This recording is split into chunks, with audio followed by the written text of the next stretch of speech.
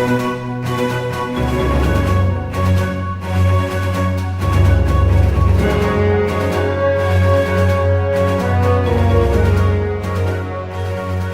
this is Peter Godinez, your community ambassador, with another segment of Superintendent. And we have the good pleasure of being at the Pleasant Valley School District with a superintendent, Dr. Angelica Ramsey. So for now, I'm going to leave the doctor portion out of it. So yeah, Angelica's fine.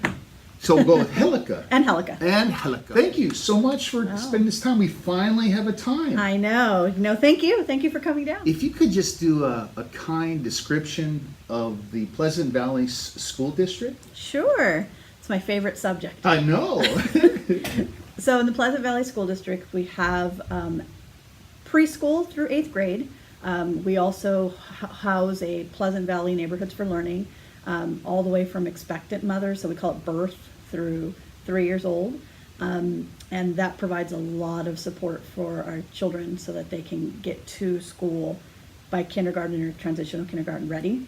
We have about 6,500 students at 11 schools, and they're all amazing. So what are some of the key goals, mission statements you're trying to accomplish in this particular district? So it's my third year. When I came in 2016, I spent a lot of time meeting with over 100 people in the community. I met with parents, students, community members, business members, and really just asked them questions. What did they like about the school district? Where were there areas where we could improve? And how they could help us improve.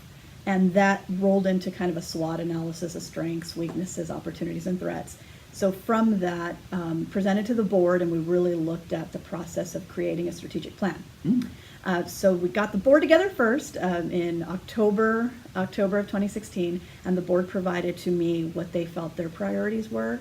And then from there, we engaged the community. We had forums out at different school sites. We had 2 forums in Spanish.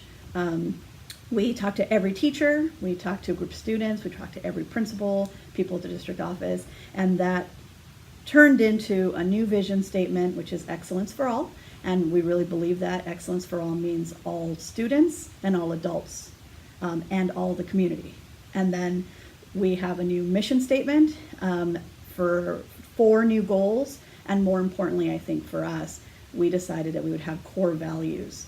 And so we've started a lot of work where every campus and every department here at the district office, we take 3 of the strategic actions out of the plan, and we worked through those 3 for 1 school year, that we were all working towards the same goals, but in very different ways because our roles are very different, but always towards excellence for all. So I think for me, that's been something that's really exciting. As a superintendent, if you had to send a message as to what support do you need as a district from your community here in Camarillo and maybe beyond? Yeah, for sure.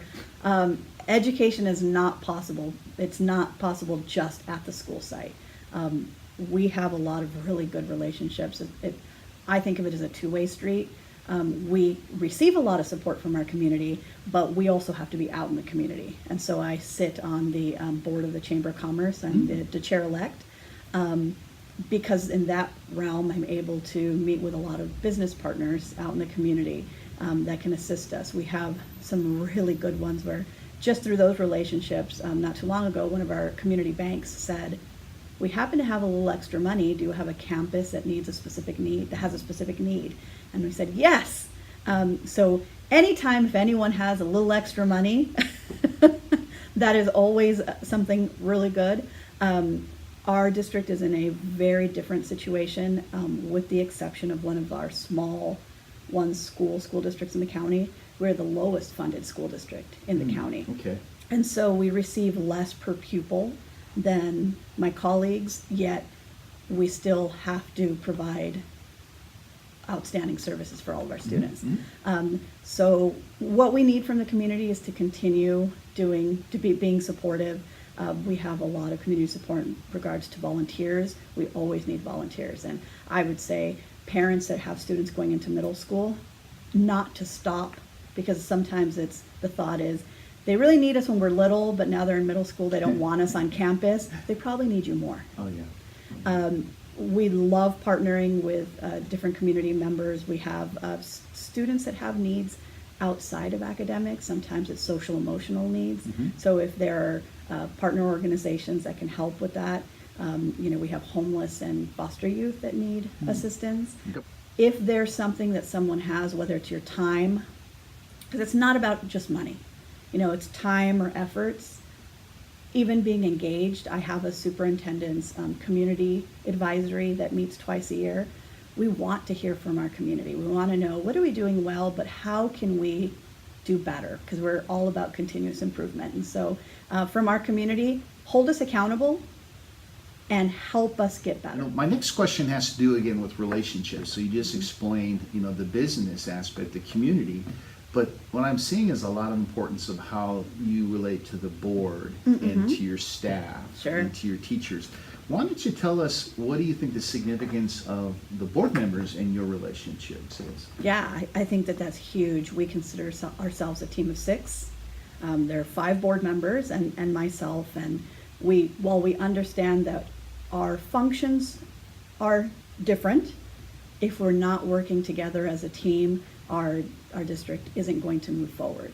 And so I'm really lucky because we have a really stable board. We have a couple of board members, our president of the board, who's currently Ron Speakman, and then Susie Kitchens, who have been on the board over 20 years. Mr. Rust has been on the board, I think this is his 3rd term. And then we have 2 first-term board members.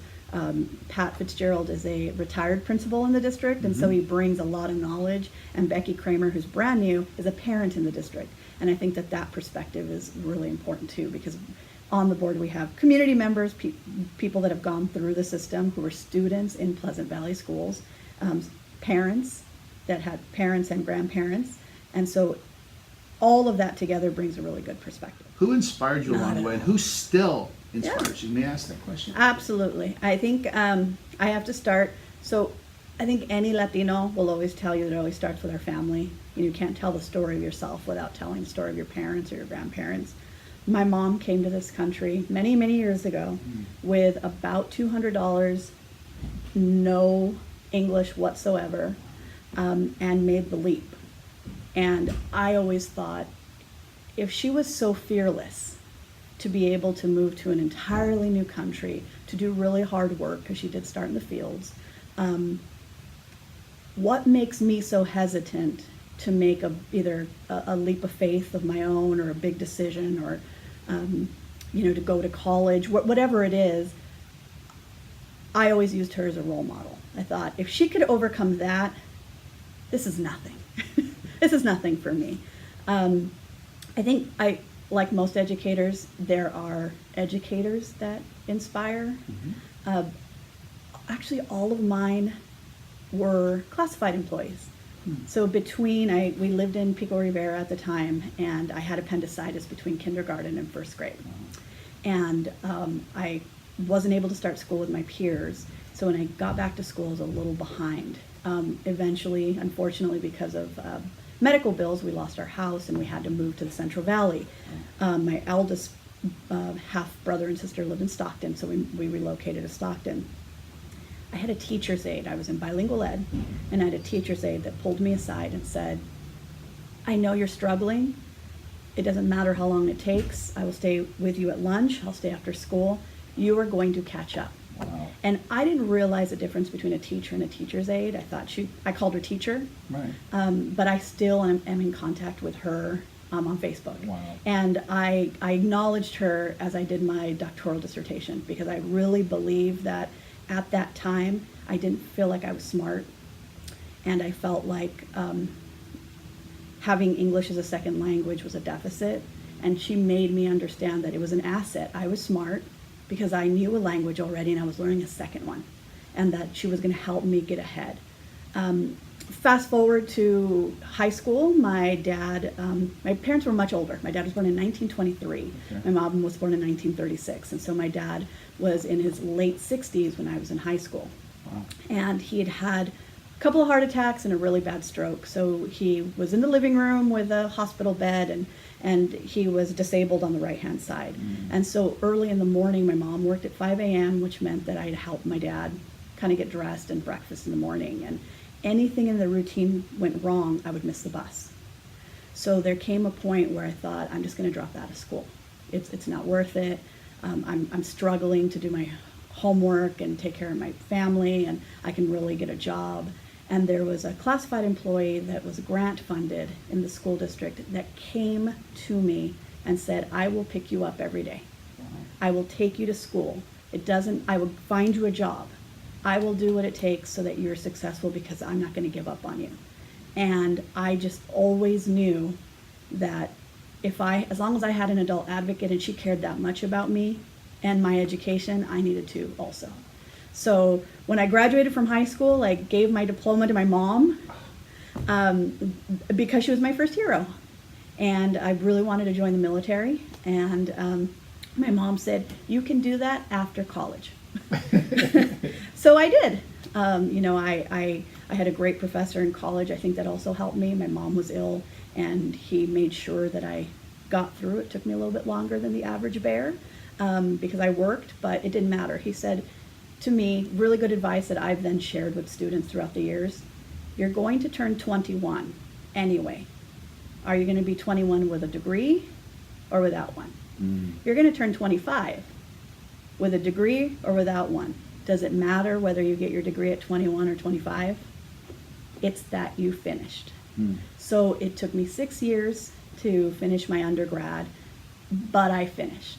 And then, as I had told my mom previously, I wanted to join the military, and I wanted to help her as well. By that time, my dad had passed away, and I joined the Army. You did? Mm-hmm.